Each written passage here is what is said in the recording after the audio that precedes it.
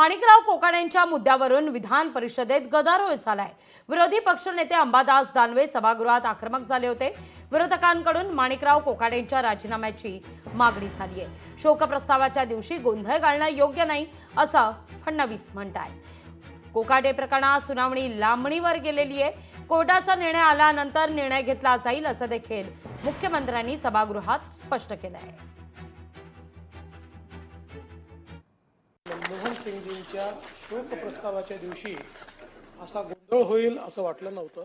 माननीय विरोधी पक्षनेत्याला मी एवढंच सांगू इच्छितो की आपण मंत्री महोदयांच्या संदर्भात जे मांडता आहात त्या संदर्भात कोर्टाने सुनावणी पूर्ण केलेली आहे आणि क्लोज फॉर ऑर्डर ठेवलेला आहे।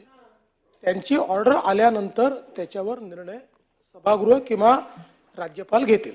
मनमोहन सिंगजींच्या शोक प्रस्तावाच्या दिवशी असा गोंधळ होईल असं वाटलं नव्हतं। माननीय विरोधी पक्षनेत्याला मी एवढंच सांगू इच्छितो की आपण मंत्री महोदयांच्या संदर्भात जे मांडता आहात त्या संदर्भात कोर्टाने सुनावणी पूर्ण केलेली आहे आणि क्लोज फॉर ऑर्डर ठेवलेला आहे। त्यांची ऑर्डर आल्यानंतर त्याच्यावर निर्णय सभागृह किंवा राज्यपाल घेतील। लोकशाही मराठी ऐका, पहा, जागरूक रहा।